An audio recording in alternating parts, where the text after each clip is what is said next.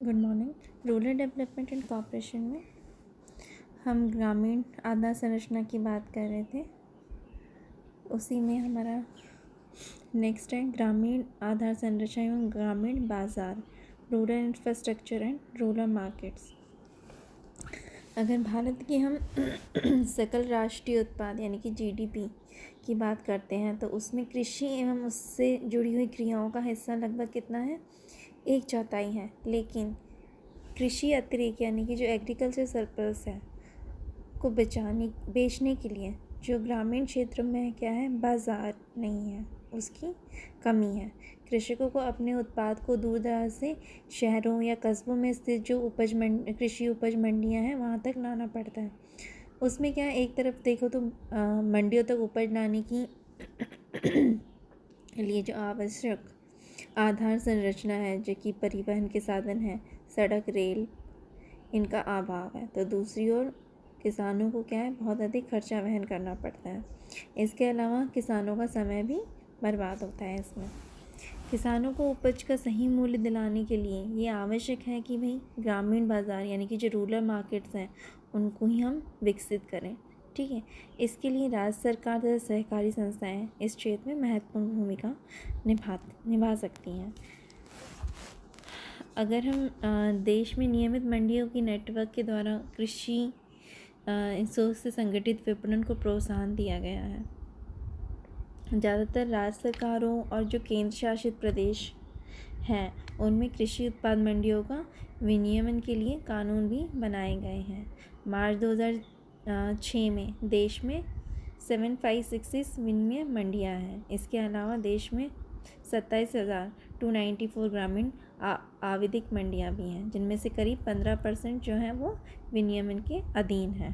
ठीक है, ये विनियमित मंडियों के कारण थोक व्यापार के स्तर पर जो मतलब ये जो उत्पादकों विक्रेताओं के जो दलाल होते थे इनमें कमी आने में मदद मिली है। लेकिन सामान्य रूप से ये जो ग्रामीण आविदिक मंडियों में तथा विशेष रूप से जो जनजातीय मंडियां हैं उनमें अभी भी इस प्रक्रिया का विकास किया जा रहा है, मतलब अभी भी कंटिन्यू है ये चीज़।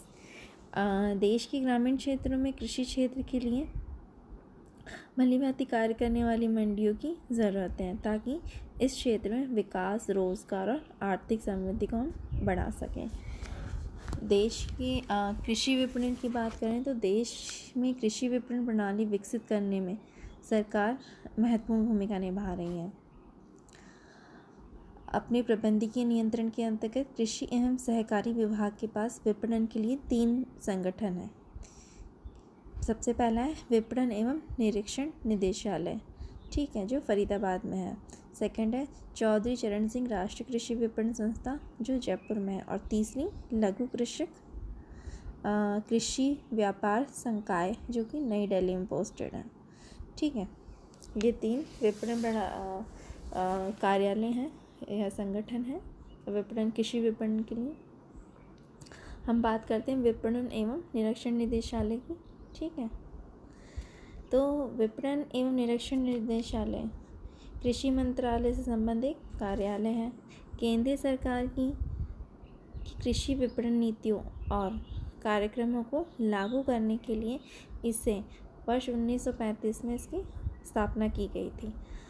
उत्पादकों विक्रेताओं के दृष्टिकोण से देश में कृषि तथा उससे संबद्ध जो उत्पाद हैं उनके विपणन के लिए समकालिक विकास को लाने के लिए निदेशालय अपने प्रारंभ से ही जिम्मेदार है।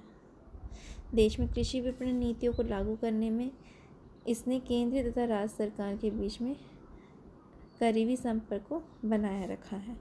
फिर हम बात करते हैं ग्रामीण विद्युतीकरण की, यानी कि रूरल इलेक्ट्रिफिकेशन की। तो ग्रामीण विद्युतीकरण ग्रामीण विकास का एक महत्वपूर्ण घटक है। ग्रामीण विद्युतीकरण के अंतर्गत 2 तरह के कार्यक्रम हेतु ऊर्जा पूर्ति को सम्मिलित किया जाता है, जिसमें पहला है उत्पादन अभिमुख गतिविधियाँ, प्रोडक्शन ओरिएंटेड एक्टिविटीज़, जैसे कि लघु सिंचाई, ग्रामीण उद्योग, है ना। और दूसरा है ग्रामीण विद्युतीकरण। ठीक है, ग्रामीण विद्युतीकरण कार्यक्रमों का निर्माण एवं क्रियान्वयन राज्य विद्युत मंडलों और राज्य विद्युत विभागों द्वारा किया जाता है।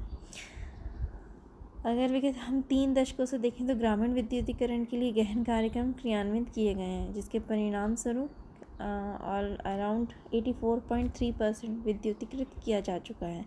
देश के 10 राज्यों में 100% गाँव में विद्युतीकृत किया जाए, क्योंकि ग्रामीण या कहीं भी देख लो विद्युत बहुत ही ज़रूरी है। और साथ ही साथ ये सुनिश्चित करने के लिए भी कि देश के समस्त गाँवों को शीघ्र विद्युतीकृत किया जाए, मार्च 2002 में जो मुख्यमंत्रियों के सम्मेलन में ये निश्चय किया गया था कि भाई ग्रामीण विद्युतीकरण के कार्य को हम 2007 तक तथा सभी घरों यानी कि हाउस होल्ड्स के विद्युतीकरण लक्ष्य को हम 2012 तक प्राप्त कर लिया जाएगा। और इन्हीं उद्देश्यों की पूर्ति या फिर इन्हें अचीव करने के लिए प्रधानमंत्री ग्रामोदय योजना के अंतर्गत आधारभूत न्यूनतम सेवा बेसिक मिनिमम सर्विस में विद्युतीकरण को शामिल किया गया। ग्रामीण विद्युतीकरण हेतु प्रधानमंत्री ग्रामोदय योजना के अंतर्गत कोष उपलब्ध कराने के अलावा राज्यों को इस कार्य हेतु न्यूनतम आवश्यकता कार्यक्रम मिनिमम नीड्स प्रोग्राम के तहत केंद्रीय योजना सहायता यानी कि जो सेंट्रल प्लान असिस्टेंस है वो भी उपलब्ध कराई गई थी। वर्ष 2002 से 3 तक एमपी के अंतर्गत राज्यों में 600 करोड़ की राशि आवंटित तथा जारी की गई। मार्च 2002 तक ग्रामीण क्षेत्र में निर्धनता रेखा से नीचे जो बिलो पॉवर्टी लाइन है उनमें उनके परिवारों को कुटीर ज्योति कार्यक्रम के अंतर्गत 48.5 लाख एकल बिंदु कनेक्शन यानी सिंगल पॉइंट कनेक्शन भी जारी किए जा चुके थे। ग्रामीण विद्युत निगम लिमिटेड यानी कि रूरल इलेक्ट्रिफिकेशन कॉरपोरेशन लिमिटेड ये देश में ग्रामीण विद्युतीकरण के लिए वित्तीय सहायता उपलब्ध कराने के मुख्य उद्देश्य से, ठीक है, वर्ष 1969 में ग्रामीण विद्युतीकरण निगम लिमिटेड की स्थापना की गई, ठीक है। और वर्ष 1992 में REC को सार्वजनिक वित्तीय संस्थान यानी कि पब्लिक फाइनेंशियल इंस्टीट्यूशन घोषित किया गया। तो ग्रामीण विद्युतीकरण निगम यानी कि REC द्वारा ग्रामीण विद्युतीकरण कार्यक्रमों के लिए वित्त उपलब्ध कराया जाता था। उसमें क्या क्या इंक्लूडेड है? सबसे पहले है जनजातीय गांवों तथा दलित बस्तियों सहित गांवों का विद्युतीकरण। दूसरा है पंप सेटों को ऊर्जित करना। तीसरा लघु कृषि आधारित एवं ग्रामीण उद्योगों के लिए विद्युत उपलब्ध कराना। और चौथा है ग्रामीण घरों यानी हाउस होल्ड्स एवं गलियों स्ट्रीट्स को प्रकाश की व्यवस्था, ठीक है।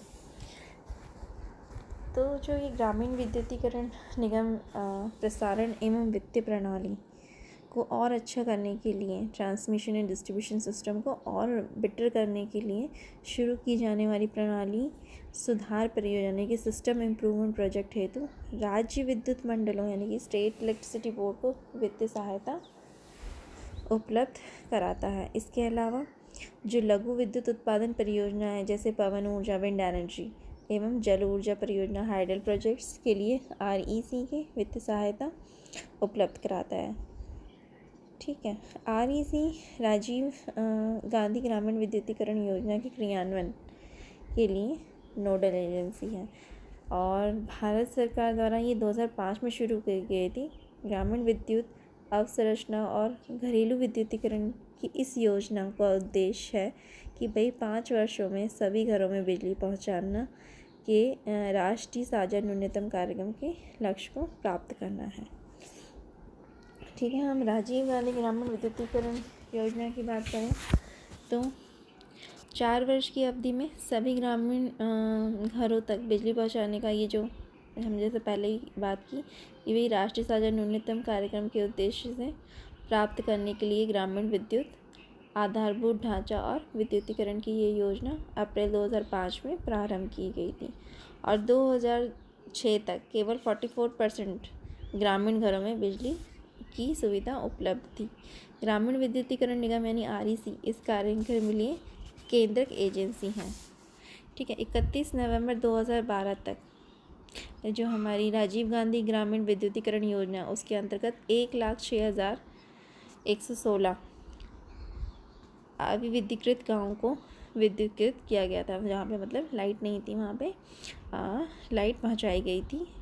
और साथ ही साथ 202.60 लाख BPL परिवारों को विद्युत कनेक्शन जारी किए गए थे तथा 2,73,328 आंशिक विद्युतीकृत गाँवों का गहन विद्युतीकरण किया जा चुका है। इस कार्यक्रम के अंतर्गत 30 नवंबर 2010 तक 135.31 लाख गाँवों को विद्युतीकृत किया जा चुका था तथा 135.31 लाख BPL परिवारों को विद्युत कनेक्शन जारी किए गए थे।